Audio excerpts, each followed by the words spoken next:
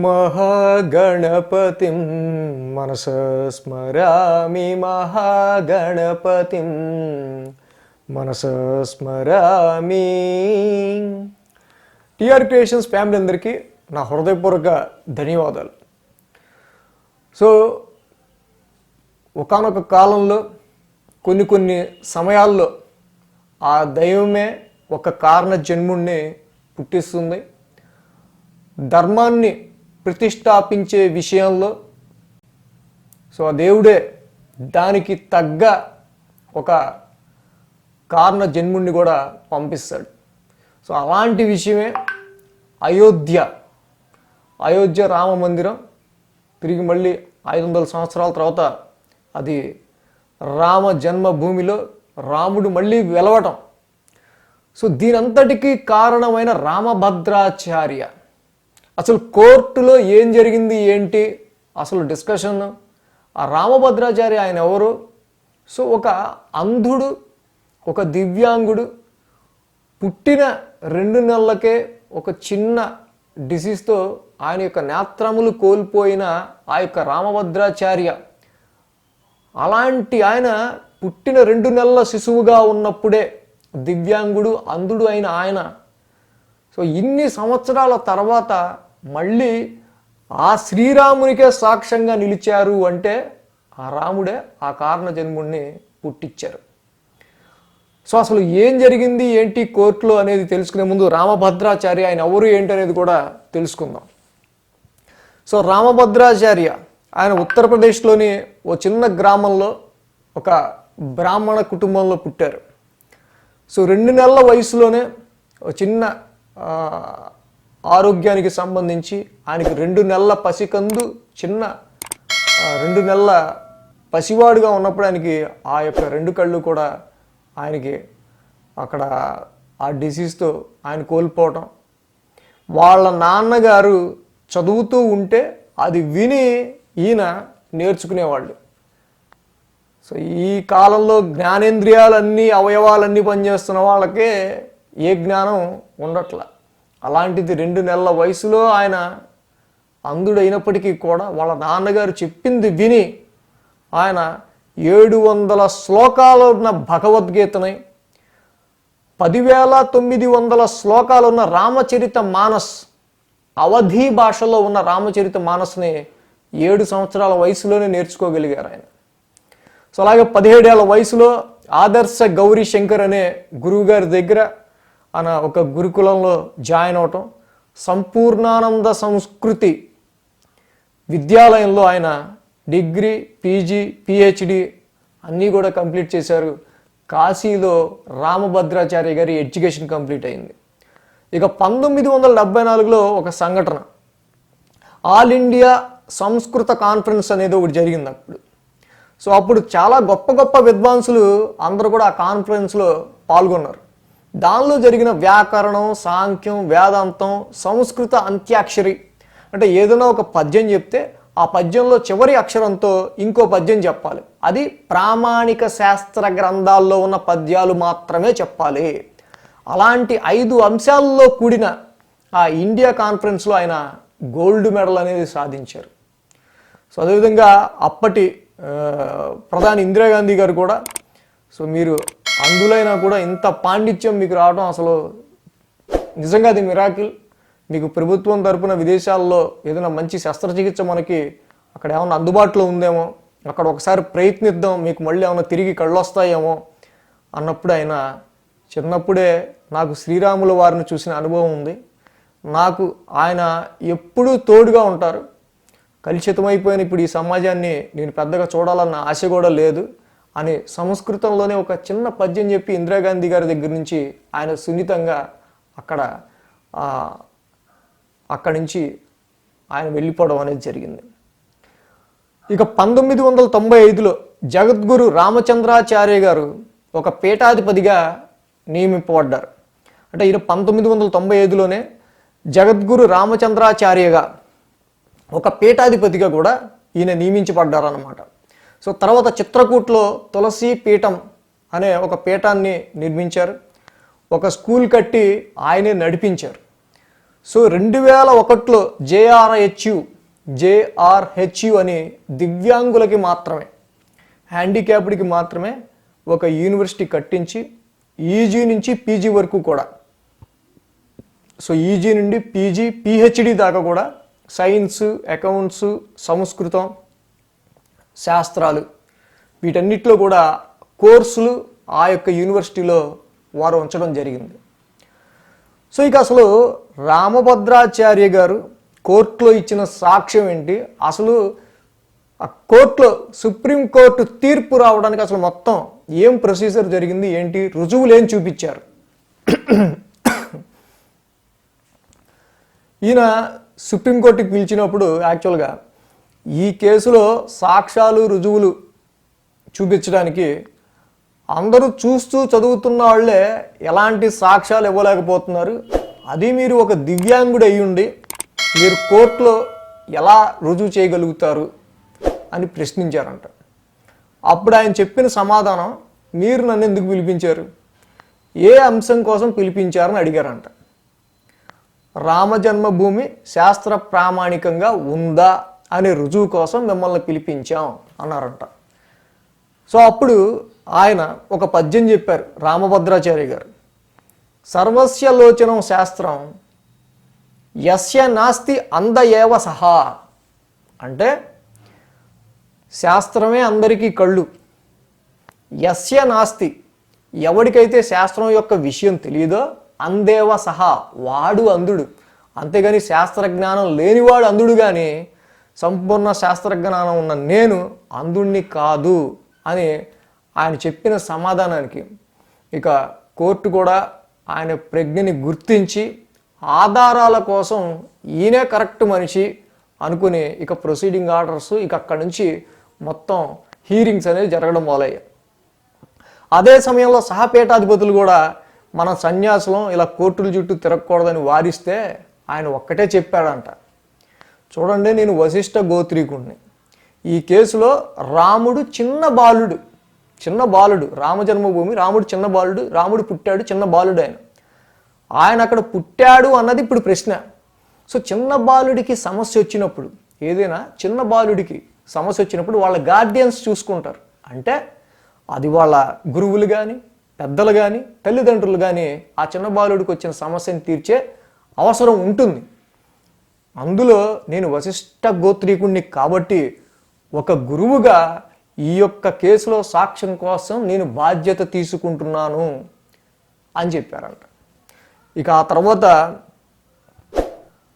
America నుంచి $45,000 ఇచ్చి అతని సాక్ష్యం అనేది పనికిరాదని ఖండించడానికి అంత డబ్బు ఇచ్చి ఒక 10 నెలల పాటు పొడిగించుకుంటూ ఆ యొక్క డిబేట్ని కోర్టులో అలా $45,000 ఇచ్చి 10 నెలల పాటు అలా పొడిగించుకుంటూ 10 నెలలు సాగింది. అయితే ఈసారి రామభద్రాచార్య గారి టర్న్ వచ్చింది. 10 నెలల తర్వాత ఈయన రుజువులు చూపించాలి ఇంకా. సో అప్పుడు ఆయన ఒకటే అన్నారు, నాకు 22 భాషలు వచ్చు, నాకు 22 భాషలు వచ్చు, మీకు ఏ భాషలో చెప్పమంటే ఆ భాషలో చెప్తాను నేను అని చెప్పి 1000 పేజీల సాక్ష్యాలు 7 రోజుల పాటు పురాణం ఇతిహాసం అన్నీ కలిపి 7 రోజులు సుదీర్ఘమైన పోరాటం చేశారు, అంటే రుజువులు చూపించడం కోసం. అయితే దానిలో మెయిన్గా అసలు ఆయన చూపించిన రుజువులు ఏంటి అనేది మనం చూస్తే కనుక, సనాతన ధర్మంలో వేదమే ప్రమాణం అని, వేదమే ప్రమాణాన్ని ఆ వేద ప్రమాణంగా ఉన్నవే మీకు చూపిస్తా అని అథర్వణ వేదంలో దశమకాండంలో 31వ అనువాకంలో 2వ మంత్రం ఉంది. అందులో స్పష్టంగా రాముడు ఇక్కడే పుట్టాడు అనేది ఆ మంత్రంలో ఉంది చూడండి అని ఆ మంత్రాన్ని చదివి వినిపించారు ఆయన. అది ఆ ప్రమాణాన్ని చూపించారు. అష్టచక్ర నవద్వార దేవానాంపురి అయోధ్య, అష్టచక్ర నవద్వార దేవానాంపురి అయోధ్య, యస్యాం హిరణ్మయాః కోశః సర్గజ్యోతిష వ్రత, అంటే 8 చక్రములు కలిగింది, 9 ద్వారములు కలిగినది, దేవతల నిలయంగా ఉన్నది అయోధ్య. మండలాకారంగా ఒక స్వర్ణ మందిరం, అందులో సాకేత రూపంలో రాముడు అవతరించాడు. ఇది ఎక్కడున్నది అంటే అయోధ్య అనేది, దీనికి 30 ధనస్సుల దూరంలో సరయూ నది ఉత్తరంగా ప్రవహిస్తూ ఉన్నది. ఆ సమయంలో మేషమందు సూర్యుడు, మకరంలో కుజుడు, తులలో శని, కర్కాటకంలో బృహస్పతి, మీనంలో శుక్రుడు ఈ సమయంలో ఉన్నారు. 5 గ్రహాలు ఉచ్చులో ఉన్నాయి. ఇక్కడ మనం గమనించాల. శ్రీరాముల వారి జాతకం మీద మనం ఒక వీడియో చేసుకుందాం. 5 గ్రహాలు ఉచ్చులో ఉన్నాయి ఆయన పుట్టినప్పుడు. మేషంలో సూర్యుడు, మకరంలో కుజుడు, తులలో శని, కర్కాటకంలో బృహస్పతి, మీనంలో శుక్రుడు. 5 గ్రహాలు ఉచ్చులో ఉన్న సమయంలో సరయూ నదికి 30 ధనస్సుల దూరంలో రాముడు జన్మించారు అని సమయంతో సహా చెప్పారన్నమాట. ఆయన ఆ యొక్క ఏదైతే అధర్వణ వేదంలో దశమకాండంలో ఉన్న మంత్రాన్ని చెప్పి, అయోధ్య అనేది సరయూ నది, అయోధ్య సరయూ నది గురించి రామనామ ప్రస్తావన ఏ శాస్త్రాల్లో, అయోధ్య గురించి సరయూ నది గురించి రామనామ ప్రస్తావన ఏ శాస్త్రాల్లో ఎక్కడుంది, తులసీదాసు రాసిన దోహాల నుంచి చాలా సాక్ష్యాలు అనేది ఆయన చూపించడం జరిగింది. స్కంద పురాణంలో అయోధ్య భౌగోళిక పరిధి ఆయన ఉదహరించడం, అక్కడ అవి బాగా ఉపకరించాయి.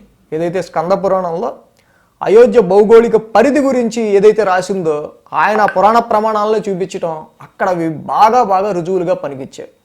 ఇతిహాసం ఆయన చెప్పింది ఏంటంటే ఇతిహాసం. ఇతిహాసం అంటే ఈ ప్రకారం నిశ్చయంగా జరిగింది. ఇతిహాసం అంటే ఈ ప్రకారం నిశ్చయంగా జరిగింది అని అర్థం. అందుకని ఇతిహాసాలని మనం సాక్ష్యాలుగా తీసుకోవచ్చు అని చెప్పారనమాట ఆయన.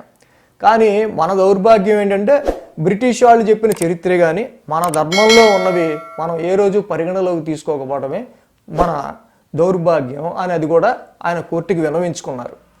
రాముడు ఓంకార రూపం అంటారు కదా, మరి నిరాకారమైన దాన్ని ఎలా నమ్మాలి అంటే, నిరాకారం అంటే అంటే నిషేధవాక్యం కాదు. నిరాకారం అంటే నిర్గతాహ ఆకారః యస్మా.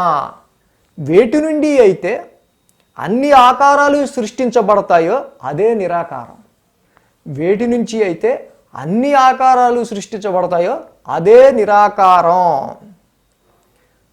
ఇలా ఆయన ఎన్నో ప్రశ్నలకి సమాధానాలు ఇచ్చుకుంటూ 7 రోజుల పాటు సుదీర్ఘంగా 1000 పేజీల యొక్క రుజువులను చూపించడం, 441 భౌతిక ప్రమాణాలను రుజువులతో సహా కోర్టుగా ఆయన అందించడం జరిగింది. ఇక్కడ అయోధ్య పరిధి, ఆ నగరం వైశాల్యం, ఆర్కిటెక్చర్, దాని వ్యాప్తి, రాముని యొక్క జననం, ఇలా మొత్తం ఇచ్చిన ఆధారాలతో ఇండియన్ ఆర్కియాలజీ డిపార్ట్మెంట్ తర్వాత ఆ ప్రమాణాలను తవ్వి నిజమా కాదా అని చెప్పి రుజువుల కోసం తవ్వకాలు జరిపితే ఒక 4 తప్ప, 441లో ఒక 4 తప్ప, అంటే 437 ప్రమాణాలు రుజువులతో కరెక్ట్గా ఉన్నట్టు కోర్టు విశ్వసించడం జరిగింది. అంత అద్భుతం అండి. రామభద్రాచార్య 2 నెలల పసికందుగా ఉన్న వయసులోనే ఆయన 2 నేత్రాలను పోగొట్టుకున్న ఆయన, అలాంటిది అన్ని సంవత్సరాల తర్వాత ఇప్పుడు 2023లో 441 భౌతిక ప్రమాణాలను ఆయన చూపిస్తే 437 ప్రమాణాలు అవి నిజమే. అయితే మిగతా ఆ 4 కూడా కాలగర్భంలో కాలక్రమేణా కలిసిపోయి ఉండొచ్చు అని కోర్టు కూడా భావించింది. అవి లేవని కూడా అనలా.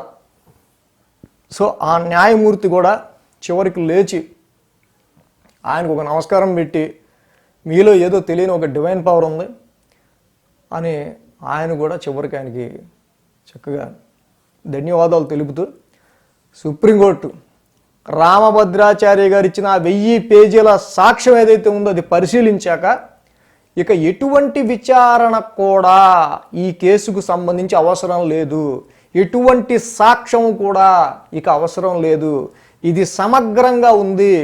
ఈయన ఏదైతే భౌతికంగా 441 భౌతికమైన రుజువులతో ప్రామాణికంగా అక్కడ శాస్త్రాల్లో ఉన్నది, ఎప్పుడెప్పుడు ఎక్కడెక్కడ రాముడి జన్మం జరిగింది ఏంటి అనేది ఆ ఇతిహాసాల నుంచి తీసి అవి అక్కడ ఉన్నాయా లేదా ఆ డైమెన్షన్స్ మీరు చూసుకోండి అని చెప్పి కోర్టుకు చూపించడం, ఆర్కియాలజీ డిపార్ట్మెంట్ సర్వే చేయించడం, నిజంగా అవి ఆ ప్రదేశాల్లో ఉన్నాయని తేల్చడంతో మళ్ళీ వేరే ఈ సాక్ష్యాలతో కేసు పరిపుష్టంగా ఉన్నందువల్ల ఇంకా వేరే సాక్ష్యాలు ఏవీ అవసరం లేదు, మళ్ళీ దీని మీద ఎటువంటి విచారణ అవసరం లేదు అని పూర్తిగా నవంబర్ 9, 2019లో తీర్పు ఇవ్వడం జరిగింది. సో రామభద్రాచార్య గారు నిజంగా మరి 2 నెలలకే భగవంతుడు ఆయనకి దివ్యాంగుడిగా పుట్టించినా కూడా ఒక కారణ జన్ముడిగా రాముడే తన వెంటుండి నడిపిస్తాడన్న నమ్మకంతో ఆ రోజు నుంచి ఈ రోజు దాకా ఉండటం, అదే రామజన్మభూమి కేసు ఆయన చక్కగా మళ్ళీ రుజువులతో సాక్ష్యాలతో సహా ఆయన ప్రామాణికమైన దానికి శ్లోకబద్ధమైన పద్యాలు అవి చెప్పి రుజువులు ఇవ్వటం, దాంతో మళ్ళీ ఈ రామ జన్మభూమి రాముడు తిరిగి పుట్టడం ఇన్ని సంవత్సరాలు. సో ఈ విధంగా రామభద్రాచార్య గారు కోర్టుకి సంబంధించిన సాక్ష్యాలు ఏంటి, ఆ రుజువులు ఏంటి, కారణ జన్ముడినే దేవుడు తన దూతగా ఎలా రప్పించుకుంటాడు ఏంటనేది మనకి ఈ కేసుని బట్టి అర్థమైంది. So thanks for watching TR creations. ధన్యవాదాలు. ఈ వీడియో కనుక మీకు నచ్చినట్లయితే లైక్ చేయండి, షేర్ చేయండి. మరిన్ని అప్డేట్స్ కోసం సబ్స్క్రైబ్ చేయడం మాత్రం మర్చిపోకండి.